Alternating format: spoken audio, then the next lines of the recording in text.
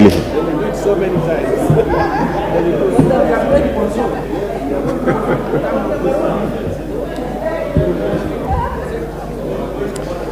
Thank you, Honorable Speaker. On Majority Leader. Honorable Speaker, I was congratulating you for having interpreted these standing orders and appreciating that you are not a member and you are not the Speaker in this House when we enacted these standing orders in the last revision in the last Parliament. But Honorable Speaker, as you've said, Standing Order 20A4 is quite clear that a decision of parliamentary party replacing its whip or deputy whip shall be communicated to the Speaker in writing. And indeed, Honorable Speaker, that is the right interpretation. Honorable Speaker, I just want to draw reference or equate this to a football match.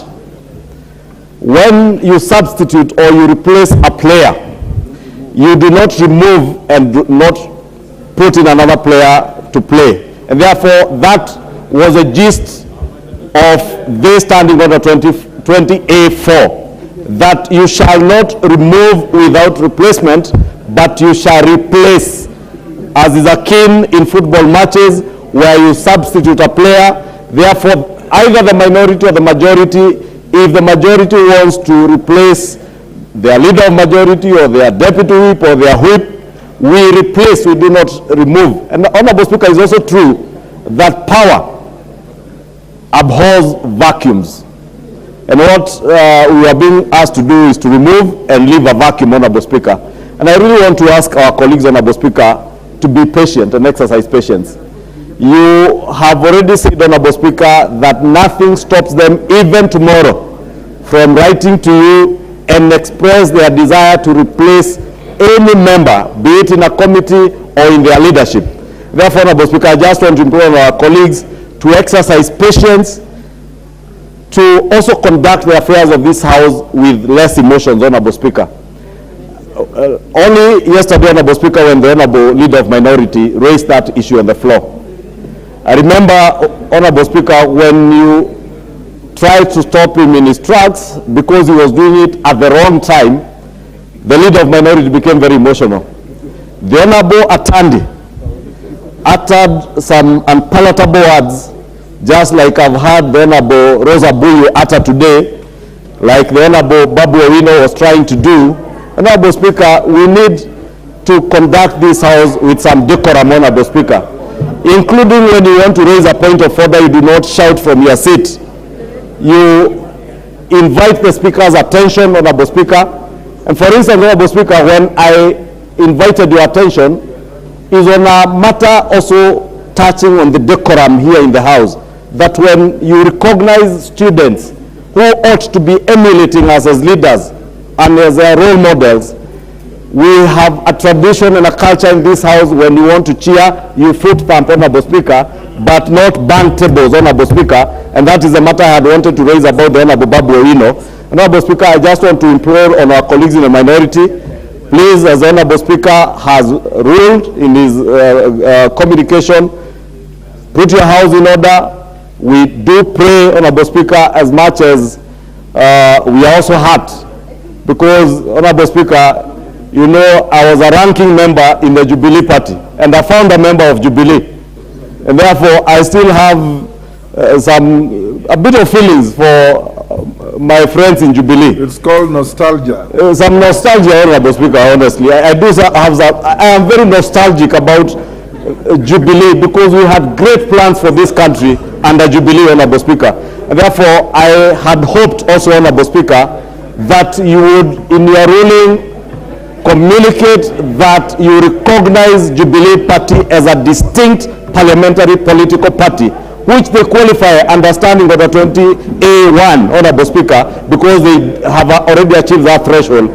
But as hurt as I am, as nostalgic as I am about Jubilee, my former party, Honorable Speaker, I want to agree with you that we also give Jubilee, our old party, time to resolve their leadership issues. I've also given them 30 days. The 30 days, and ask our colleagues in ODM, just be as gracious as we have been, be as gracious as the party leader in Jubilee, Honorable Sabina Chege, has been, to wait for that 30 days period to resolve the issues in Jubilee. I pray and hope that even within the Azimio coalition, you will be able to resolve the issues that are within your coalition, so that we engage here as leaders who can engage on the basis of the policies that we espouse for those of us who are in government, and you in the opposition or in the minority on the basis of the alternative policies that you espouse, that you will sell to the people of Kenya as a better alternative, and that we can only do when we engage in this house. And engage, again, Honorable Speaker, I say, without being too emotional, without being insultive even to the person of the Speaker. Honorable Speaker, Honorable Speaker, I do want to give notice that I will be moving a motion when we resume to name the Honorable member for Atandi, Samuel Atandi, over what happened yesterday, Honorable Speaker. Because, Honorable Speaker, just as I was raising the issue of Babu Owino, we ought to be a house that where we conduct business with decorum. And on occasion, Honorable Speaker, myself and Honorable Pukose will point to issues where we are going out of order, Honorable Speaker. And I must thank even the Honorable Otiende Amolo. I've seen him being very keen when he sees the Honorable Didmas Barasa not dressed properly. He raises those issues because that is how we protect the dignity of this house. But when we start shouting at the Speaker, when we start calling the Speaker unpalatable names from where we are sitting, simply because we are on Hansard, we are not on Hansard, when the Honorable Babu Owino starts shouting there that he is not my girlfriend, and honestly, Honorable Speaker, I cannot be admiring a man under any circumstances. And even if I was to admire anybody, not the likes of Babu Owino.